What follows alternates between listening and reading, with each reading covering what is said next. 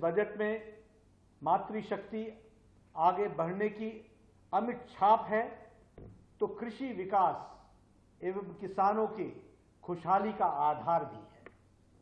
इसमें नौजवानों को आगे बढ़ने के लिए खुला आसमान है तो गरीबों के चेहरे पर लाने वाली मुस्कान भी है।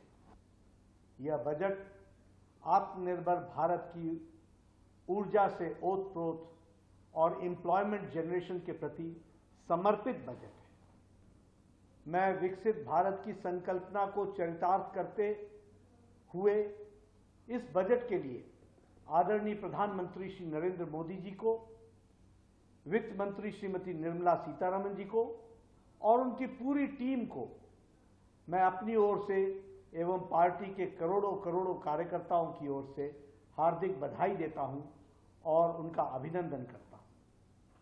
पिछले 10 वर्षों में आदरणीय प्रधानमंत्री श्री नरेंद्र मोदी जी के नेतृत्व में एक ऐसा टेस्टेड सिस्टम बना है जिसमें लाभार्थियों को उनका हक बिना किसी बिचौलियों के और बिना किसी लीकेज के सीधे उनके बैंक अकाउंट में पहुंच रहा है।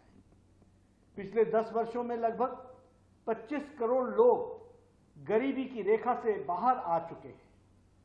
वो जिसे हम कहते हैं कि बीपीएल से बाहर आ चुके हैं और उसी तरीके से प्रोडक्शन लिंक्ड इंसेंटिव और मेक इन इंडिया इनिशिएटिव से भारत में एक्सपोर्ट में लगातार रिकॉर्ड कायम करने का के आगे हम अग्रसर हैं।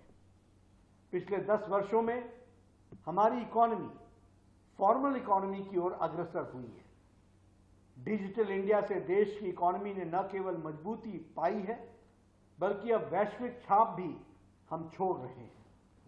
इस बार बजट का लगभग 9 प्रमुख बिंदुओं के साथ यह बजट आया है।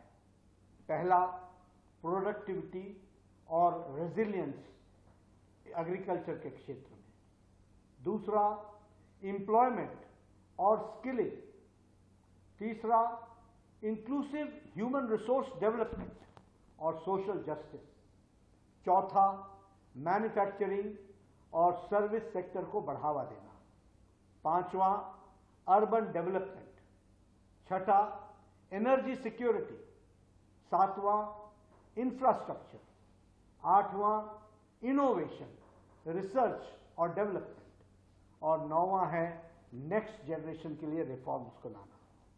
बजट इन 9 बिंदुओं पर आधारित है और यह बजट कुछ मुख्य बिंदुओं की तरफ भी ध्यान दिलाता है, जैसे रोजगार और कौशल, नेचुरल फार्मिंग और नेचुरल फार्मिंग के साथ साथ मुख्य धारा में हमारी महिला शक्ति को, बालिकाओं को मुख्य धारा में लाना और उनका सशक्तिकरण करना, किसानों का ध्यान रखना, अन्नदाता का ध्यान रखना, हमारे दलित भाइयों का ध्यान रखना, हमारे आदिवासी भाइयों को मुख्य धारा में शामिल करना, ये सारे बिंदु इस बजट में समावेश किए गए हैं।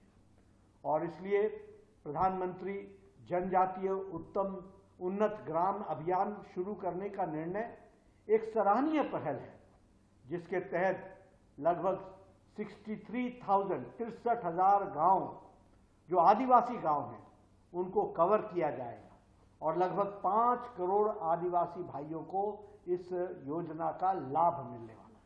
इसलिए ये आदिवासी भाई, हमारे दलित भाई, उन सबको आगे बढ़ाने वाला बजट है। यह बजट गरीब, युवा, महिला, अन्नदाता, इन सब के प्रति समर्पित बजट है। भारतीय अर्थव्यवस्था सही रास्ते पर है और उज्जवल भविष्य की ओर आगे बढ़ रही है और इसलिए मैं पुनः इस कल्याणकारी बजट के लिए प्रधानमंत्री मोदी जी को और वित्त मंत्री निर्मला सीतारमण जी को और उनकी पूरी टीम को कोटि कोटि बधाई